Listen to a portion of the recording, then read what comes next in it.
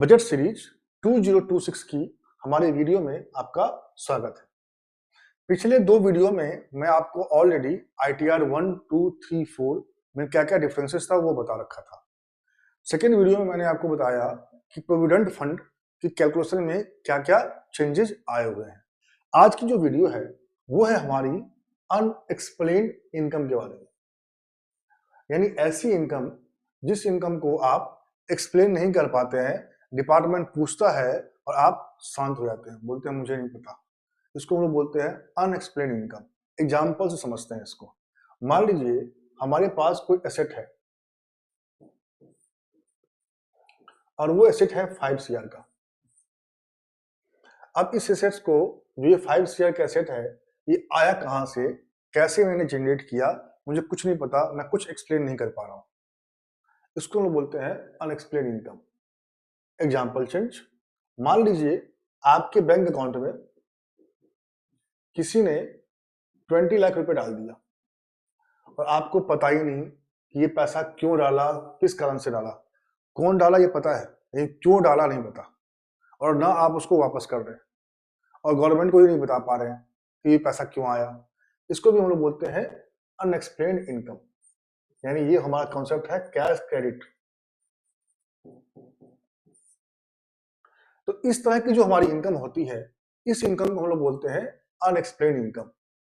तो बजट 2026 से पहले हुआ क्या करता था, अनएक्सप्लेन्ड इनकम पे जो हमारा टैक्स था वो था 78%, यानी एक सेक्शन होती थी, सेक्शन 115 BBE, वो कहती थी कि 78% टैक्स लगाओ अगर ऐसी कोई सी भी इनकम पकड़ी गई तो, और साथ में 10% की पेनल्टी।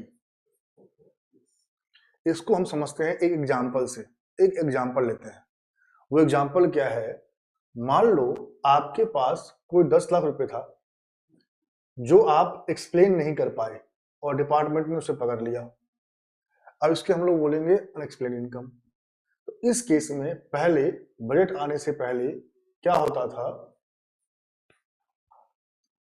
कि ऑलमोस्ट पेनल्टी और टैक्स लगा के हमें 9 लाख रुपए डिपार्टमेंट को देने होते थे और बाकी 1 लाख रुपए गवर्नमेंट हमें देती थी और बोलती थी जाओ जी लो अपने जीवन, आनंद लो। ये पहले होता था बजट आने से पहले। अब जैसे ये बजट आ गया, बजट 2026 आया, तो गवर्नमेंट हमारे लिए एक रिलीफ लेके आई। और वो रिलीफ क्या है, ये जो 60% था प्लस सरचार्ज प्लस सेस, जो मिलके 78% हो चुका था, 78% हो चुका था, वो घट के हो गया 30% प्लस सरचार्ज प्लस सेस, बोले तो 39%। आप देख पा रहे होंगे कि इन दोनों के बीच में ऑलमोस्ट 50% का गैप है, यानी आपके लिए 50% का बोनांजा ऑफर लेके बजट 2026 आया। लेकिन यहाँ पे एक थोड़ा सा ट्विस्ट है। अब वो ट्विस्ट क्या है समझिए। ये बोनांजा ऑफर आपको तब मिलेगा जब ये मिस रिपोर्टिंग इनकम के थ्रू आएगा। मतलब क्या, मतलब ये कि आप ये प्रूव कर पाते हो कि मेरी गलती हो गई, गलती इंसान की फितरत है, तो मेरी गलती के कारण मैंने अपने इनकम को डिस्क्लोज नहीं किया, बता नहीं पाया, और डिपार्टमेंट भी आपकी इस बात से संतुष्ट हो गया, तो वो आपसे सिर्फ और सिर्फ इतना ही टैक्स लेगा। मतलब क्या, अगर 10 लाख की इनकम पकड़ी गई तो 3,90,000 रुपए डिपार्टमेंट को दे दीजिए